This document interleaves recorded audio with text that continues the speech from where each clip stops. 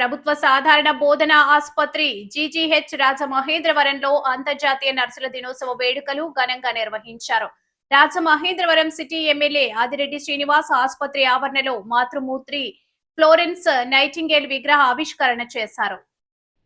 ఈ కార్యక్రమానికి ముఖ్య అతిథిగా హాజరైన ఎమ్మెల్యే ఆదిరెడ్డి శ్రీనివాస్ మాట్లాడుతూ ఫ్లోరెన్స్ నైటింగేల్ మాతృమూర్తి విగ్రహాన్ని ప్రభుత్వ ఆసుపత్రి ఆవరణలో ఆవిష్కరించడం ఒక మంచి అవకాశమని పేర్కొన్నారు.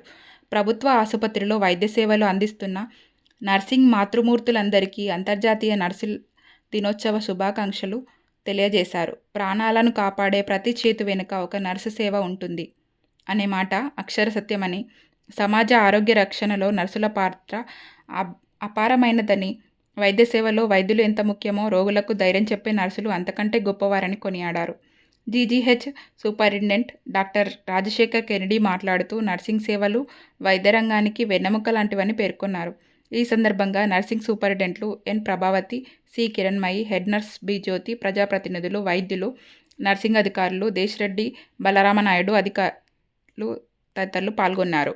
నర్సెస్ డే సందర్భంగా రాజమహేంద్రవరం గవర్నమెంట్ హాస్పిటల్లో మిస్ ఫ్లోరెన్స్ నైటింగేల్ ఆ మాతృమూర్తి యొక్క విగ్రహాన్ని ఆవిష్కరించుకోవడం జరిగింది. అలాగే ఇక్కడ ఉన్న రాజమహేంద్రవరం హాస్పిటల్లో సేవలు అందిస్తున్న ఈ యొక్క నర్సెస్ అయిన మాతృమూర్తులందరినీ కూడా అభినందిస్తూ వారు పెట్టుకున్న సమావేశంలో పాల్గొనడం జరిగింది. నాతో పాటు ఉన్నతాధికారులు, కూటమి నాయకులు.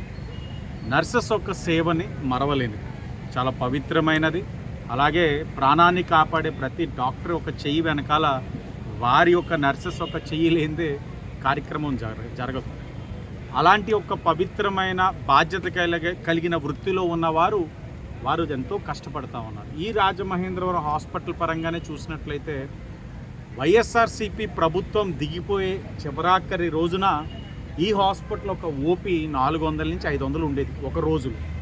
కానీ ఈ రోజున కూటమి ప్రభుత్వం అధికారంలోకి వచ్చిన తర్వాత ఈరోజు ఒక రోజు ఓపీ 1600 నుంచి 1800. ఓ పక్కన అర్బన్ హెల్త్ సెంటర్స్లోని సంఖ్య పెరుగుతూ ఉంది, ఇక్కడ సంఖ్య పెరుగుతూ ఉంది. అంటే కారణం ప్రజలకి ఇక్కడ ఉన్న వ్యవస్థ పైన నమ్మకం, విశ్వాసం. అంటే 3 రెట్లు పెరిగింది అని అంటే ఇక్కడ ఉన్న నర్సెస్ అందరి యొక్క కృషిని మనం గుర్తించాలి. తప్పకుండా వారందరి పట్ల ప్రభుత్వం చాలా బాధ్యతగా ఉంది. రాబోయే రోజుల్లో కూడా ఆ యొక్క పవిత్రమైన వృత్తి ఏదైతే ఉందో ఆ వృత్తిలో వారంతు సేవ అందించాలని, వారికి ఏ కష్టం వచ్చినా ప్రభుత్వం కష్టాలు తీర్చడానికి ఎప్పుడు కూడా మున్ముందు ఉంటుందని కూడా తెలియచేసుకుంటూ అందరికీ ధన్యవాదాలు.